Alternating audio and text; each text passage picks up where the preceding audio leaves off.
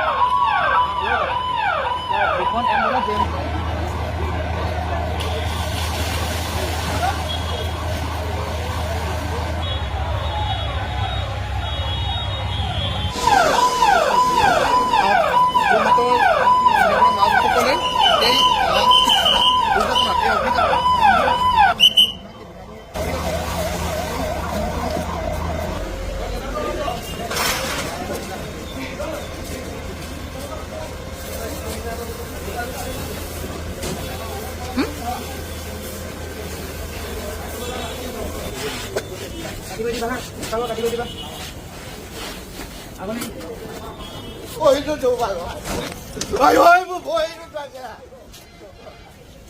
哎呦。আমাৰ জিলা দুৰ্যোগ ব্যৱস্থাপনা প্ৰাধিকৰণ আৰু অসম ৰাজ্যিক দুৰ্যোগ ব্যৱস্থাপনা প্ৰাধিকৰণৰ তৰফৰ পৰা দুৰ্যোগ ব্যৱস্থাপনা সম্পৰ্কে আমাৰ দুদিনীয়া কৰ্মশালা যোৰহাট জিলাত অনুষ্ঠিত হৈছে।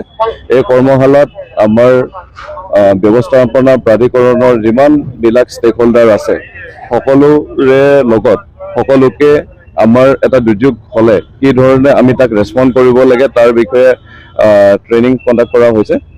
যোৱাকালি আমাৰ ডিটেইল এটা কি বুলি কয় কৰ্মশালা অনুষ্ঠিত হৈছে। ইয়াৰ ওপৰত সকলো বিষয়ববীয়াক ট্ৰেইনিং প্ৰদান কৰা হৈছে কি ধৰণে কমাণ্ড ছিষ্টেমটো মেইনটেইন কৰা হয়। এটা যেতিয়া আমাৰ দুৰ্যোগ আহে দুৰ্যোগৰ তাৰ চেইন অফ কমাণ্ডটো কি হয়, কোন অফিচাৰৰ বা কোন বিষয়াৰ কি দায়িত্ব থাকে, কি ধৰণে আমি ৰেছপন্ড কৰিব লাগে আৰু ক্ষয় ক্ষতি আৰু মানৱ জীৱনৰ হানি কেনেকৈ আমি কমাব পাৰোঁ বা ৰোধ কৰিব পাৰোঁ সেই বিষয়ে এটা বিতং প্ৰশিক্ষণ অনুষ্ঠিত হৈছে। তাৰে অংশস্বৰূপে আজি আমি এটা মক ড্ৰিল ইয়াতে কণ্ডাক্ট কৰিছোঁ।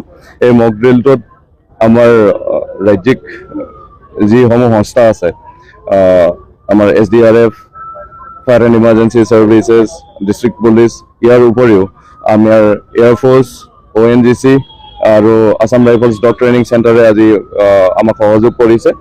গতিকে খুব সুন্দৰভাৱে এতিয়ালৈকে আমাৰ প্ৰশিক্ষণ চলি আছে। আশা কৰোঁ যে আমাৰ যদি জিলাখনত সঁচাকৈয়ে কিবা এনে ধৰণৰ দুৰ্যোগ আহে এই দুৰ্যোগ প্ৰশমনৰ ক্ষেত্ৰত বা দুৰ্যোগটো মোকাবিলা কৰিবৰ কাৰণে আমাৰ টিম আমাৰ সকলো ষ্টেক হোল্ডাৰকে আমি সাজু কৰিব পাৰিছোঁ বা তেওঁলোকক প্ৰশিক্ষণ প্ৰদান কৰিব পাৰিছোঁ। আৰু আজি মক ড্ৰিলত দেখা গৈছে যে তেওঁলোকৰ যি ধৰণে তেওঁলোকৰ ওপৰত দায়িত্ব ন্যস্ত কৰা হয় সেইমতে সকলোৱে এতিয়ালৈকে দায়িত্ব পালন কৰি আছে। যদি ৰিয়েলিটিত সঁচাকৈ যদি আমি এনেকুৱা এটা পৰিস্থিতি মোকাবিলা কৰিবলগীয়া হয় তাৰ বাবে আমাৰ গোটেই প্ৰাধিকৰণৰ আটাইখিনি ষ্টেক হোল্ডাৰক আমি সষ্টম কৰি ৰাখিছোঁ। আৰু